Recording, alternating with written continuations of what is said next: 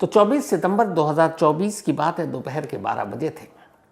इसी शाहजहानाबाद के एक अपार्टमेंट में एक परिवार रहा करता था और उनकी 5 साल की एक बेटियां थी। माँ बाप दोनों काम पर गए हुए थे और बेटी अपने बड़े पापा के पास अपनी दादी के साथ फ्लैट में थी। दोपहर का वक्त था, 5 साल की उम्र, और इस बच्ची का अपना घर भी उसी फ्लैट से बिल्कुल करीब में था। तभी ये बच्ची अपनी किताब लेने के लिए अपनी दादी से कहकर पड़ोस में अपने घर जाती है। क्योंकि एक ही कॉलोनी में था तो ऐसी कोई बात भी नहीं थी। दादी कहती है ले आओ, अब वो जाती है। लेकिन किताब लेने गई वो बच्ची फिर लौट कर नहीं आती। थोड़ी देर जब बीतता है तो दादी परेशान, फिर वो बताते हैं अपने बेटे को, बड़े पापा को बच्ची के। वो निकलते हैं, जाकर देखते हैं, घर बंद है, बच्ची है नहीं। उसी वक्त उस इलाके में, उस कॉलोनी में म्युनिसिपल कॉरपोरेशन के बहुत सारे एम्प्लॉय आए हुए थे जो उस कॉलोनी में फॉगिंग कर रहे थे। तो चारों तरफ फॉग भी था उस फॉगिंग मशीन की वजह से। अब थोड़ी देर बीता, पूरे कॉलोनी में ढूंढ मारा पर बच्ची का कहीं सुराग नहीं मिला। बेसमेंट, छत, हर जगह देख ली। तब तक फ़ोन किया गया माँ बाप को। बदहवास माँ बाप भी घर लौट आए। अब सभी मिलकर बच्ची को ढूंढ रहे हैं। कॉलोनी के लोगों ने अलग अलग टीमें बना दी आपस में कि इस बच्ची को ढूंढते हैं। इधर उधर लोगों के घरों में जाकर देख रहे हैं कहीं छुप तो नहीं गई। 5 साल की उम्र है। लेकिन घर घर तलाश कर लिया, बच्ची कहीं नहीं मिली। जब कुछ घंटे बीत गए तब परिवार वालों को लगा कि बच्ची इस कॉलोनी में नहीं है और कहीं उसके साथ कुछ हो ना जाए। माँ बाप भागते हुए पुलिस स्टेशन जाते हैं और अपनी बच्ची की गुमशुदगी की रिपोर्ट लिखाते हैं। पुलिस रिपोर्ट लिखती है, पता चलता है 5 साल की बच्ची है। पुलिस को भी इस केस की गंभीरता का शायद अंदाज़ा था। आला पुलिस अफसर तक ये बात पहुंचती है। वो खुद मॉनिटर करते हैं और क्राइम सीन पर पहुंचते हैं जिस कॉलोनी से बच्ची गायब हुई। आसपास के थानों की भी पुलिस को बुला लिया जाता है। करीब 100 पुलिस वालों की एक टीम अलग अलग बांट दी जाती है और कहा जाता है इस बच्ची को ढूंढो। अब तमाम तरफ बच्ची को ढूंढा जा रहा है। इस दौरान में पुलिस सीसीटीवी फुटेज भी खंगाल रही है, लेकिन बच्ची का कोई सुराग नहीं मिला। पुलिस ने घर घर जाकर तलाशी ली, छत पर, बेसमेंट में, आस पड़ोस के घरों के अंदर गई, बच्ची नहीं मिली। इस दौरान में जो टीम सीसीटीवी कैमरे खंगाल रही थी उसने जब सारे कैमरे देख डाले तो एक चीज़ पता चली, वो ये कि ये बच्ची इस कॉलोनी से बाहर जाते हुए किसी कैमरे में कैद नहीं है। यानी इस कॉलोनी से वो बाहर गई नहीं। तो अब सवाल है, जब बच्ची कॉलोनी से बाहर नहीं गई तो फिर गायब कहाँ है, गुम कहाँ है? और सवाल ये भी था कि क्या वो इसी कॉलोनी में है? अगर हाँ तो किस जगह? अब पुलिस अपनी सारी इन्वेस्टिगेशन फोकस इस कॉलोनी में रखती है। कई बार, दूसरी तीसरी बार आसपास के हर घर की तलाशी लेती है। बच्ची का सुराग नहीं मिलता। 24 से 25 सितंबर की तारीख आ जाती है, बच्ची का सुराग नहीं मिलता। अब लगभग 35 घंटे बीतने वाले थे। तभी 24 सितंबर को ये बच्ची गायब हुई थी दोपहर को 12 बजे। 24 सितंबर को गायब होने के बाद 25 सितंबर बीता और 26 सितंबर की सुबह हो गई। 26 सितंबर की सुबह इसी कॉलोनी में ये बच्ची अपने बड़े पापा के जिस फ्लैट में रहती थी उसके ठीक बराबर वाले फ्लैट से तेज बदबू आ रही थी। सामने रहने वाले कुछ पड़ोसियों को भी ये बदबू महसूस हुई। उन्होंने चारों तरफ पूछा। जिस फ्लैट से बदबू आ रही थी उसमें 2 महिलाएं और एक लड़का रहता था। एक उस लड़के की माँ थी और एक बहन। तो उन्होंने पूछा बदबू आ रही है। तब उन्होंने कहा यहाँ पर शायद कोई चूहा मर गया, तो हमने दवा तो डाली है, बदबू कम नहीं हो रही।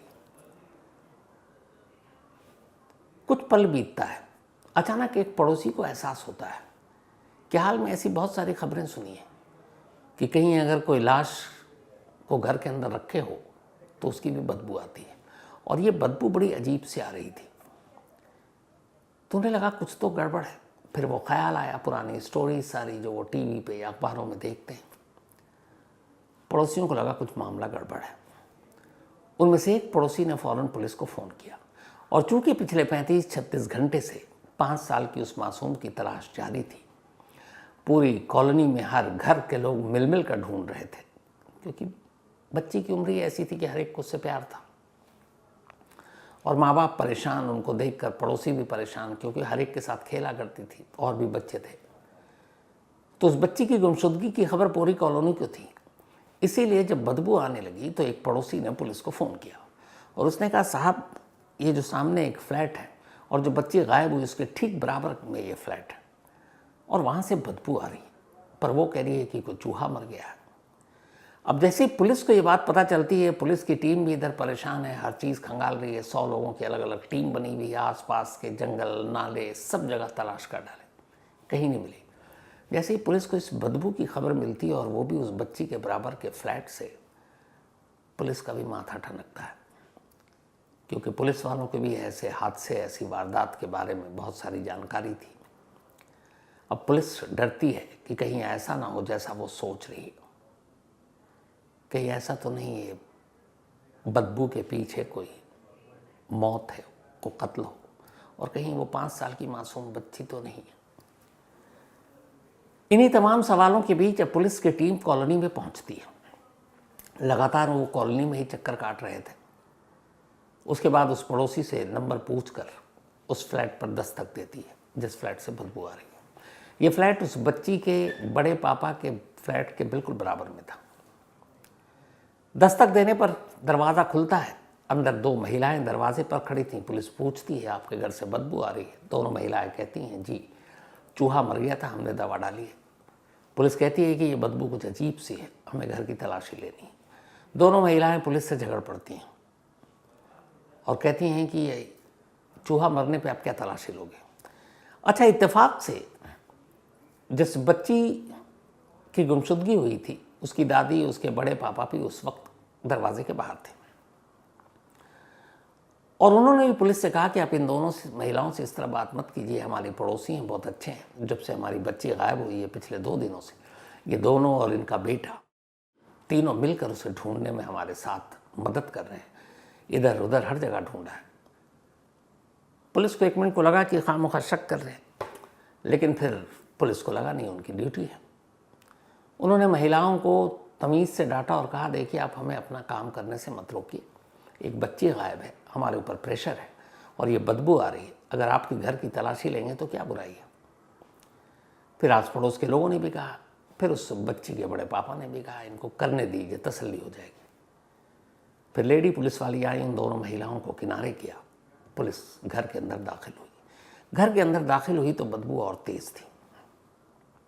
पुलिस वालों ने पूरे घर की तलाशी ली, कहीं कुछ नहीं मिला।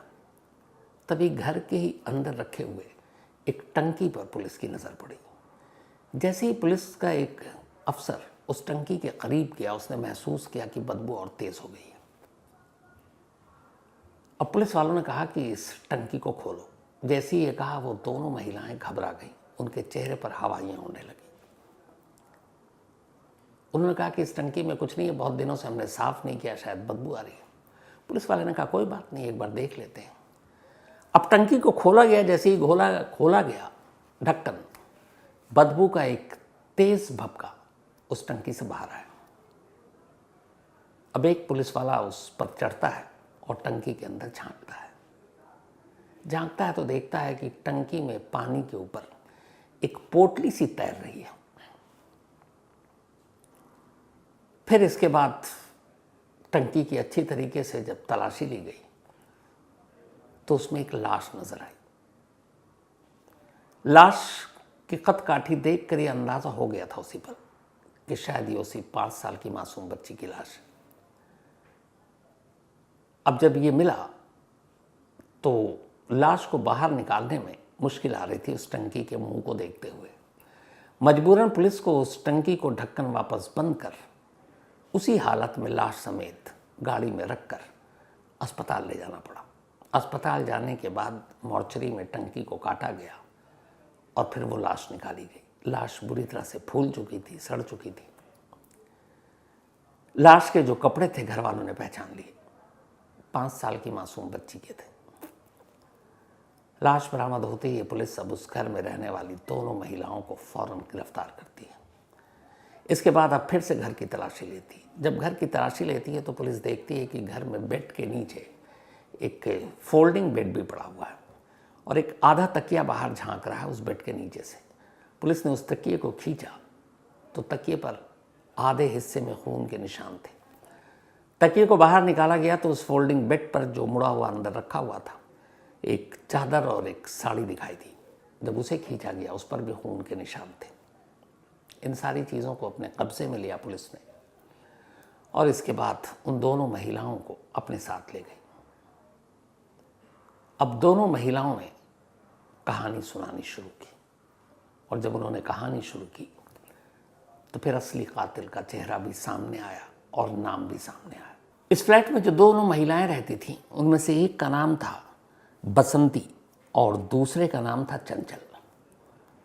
पता चला कि इन दोनों के साथ वहाँ एक लड़का रहा करता था, 30 साल की उम्र, और उसका नाम अतुल।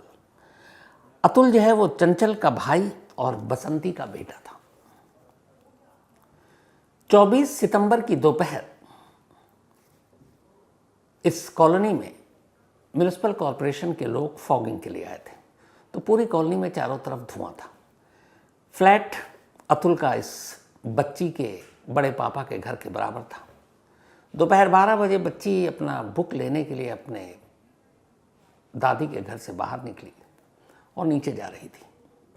जब वो सीढ़ियों से उतर रही थी तब तक वो जो फॉगिंग हो रही थी उसका धुआं अपार्टमेंट में भी दाखिल हो चुका था। आमतौर पर लोग अपनी खिड़की दरवाजे भी खोल देते हैं ताकि फॉगिंग की सारी चीज़ें अंदर आएँ तो मच्छर और बाकी चीज़ें ना हो, डेंगू और बाकी बीमारियां ना हो, उसी के लिए फॉगिंग होती। उसी वक्त दरवाजे से बाहर निकला अतुल।